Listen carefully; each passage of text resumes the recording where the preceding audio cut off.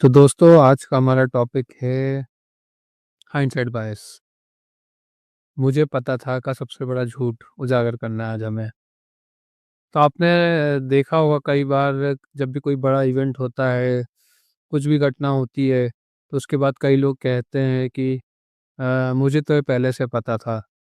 जैसे कोई election result आया या किसी किसी की एग्ज़ाम का रिज़ल्ट आया या क्रिकेट रिज़ल्ट आया या कुछ मार्केट में क्रैश हुआ या मार्केट एकदम से बढ़ने लगा, तो कई लोग कहते हैं कि यार मुझे तो पहले से पता था ऐसा होने वाला है। तो ये बायस एक्चुअल में होता क्या है? इस बायस में कहने का मतलब यही होता है कि हमारा जो ब्रेन है, वो उस चीज़ को एडिट कर देता है, हमारी मेमोरी में एडिट कर देता है इवेंट होने के बाद। जैसे ही कोई इवेंट होता है तो हमारे मेमोरी में वापस बैक में जाता है और जो भी अनसर्टेनिटी वाला पार्ट है उसमें सर्टेनिटी डाल देता है। कोई भी चीज़ हो या तो हो सकती है या नहीं हो सकती है। तो आपका माइंड कन्फ्यूज़ रहता है पहले। लेकिन अगर आपको पता चल गया ये चीज़ हो गई, तो आप कॉन्फिडेंट हो जाए अच्छा ये चीज़ हो गई तो सही होगा।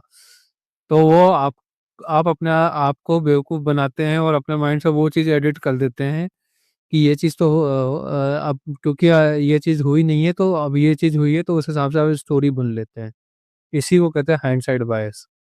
आपने कई जगह देखा होगा क्रिकेट के मैचेस में देखा होगा या कि कई लोग कहते हैं कि अरे मुझे तो पहले से पता था इंडिया हार जाएगी क्योंकि कैप्टन ने टीम सेलेक्ट ही अच्छी नहीं की है, इसको रखना नहीं था, इसकी जगह उसको रखना था, ये प्लेयर सही नहीं था, वो प्लेयर ज़्यादा बेटर था, वगैरह-वगैरह।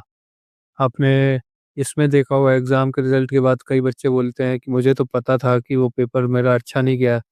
क्या लेकिन जिस दिन वो एग्ज़ाम दे के आता उस दिन तो बोलता मेरा पेपर अच्छा गया है। आपने स्टॉक मार्केट में देखा होगा स्पेशली अगर हम कोविड की बात करें, तो कोविड में मार्केट एकदम से काफ़ी बढ़ा था।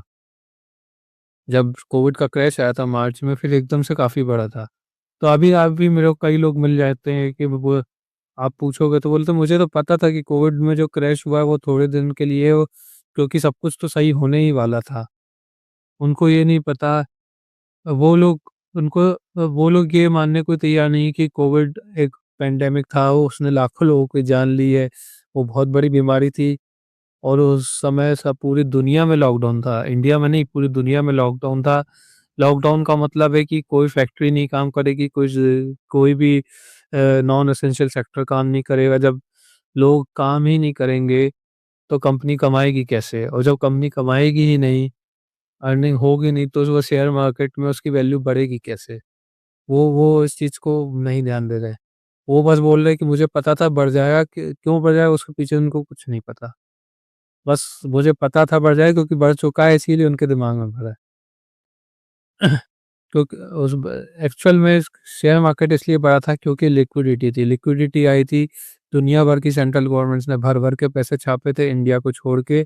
इंडिया में से गवर्नमेंट ने सिर्फ़ गरीबों क को दिया था पैसा, बाकी सब कंट्रीज़ ने भर-भर के पैसे छापे थे जिसके कारण उनके स्टॉक मार्केट बढ़े और उनकी पॉज़िटिविटी देख के इंडिया के स्टॉक मार्केट बढ़े। तो अर्निंग्स नहीं बढ़ी थी, लेकिन स्टॉक मार्केट बढ़ गया था।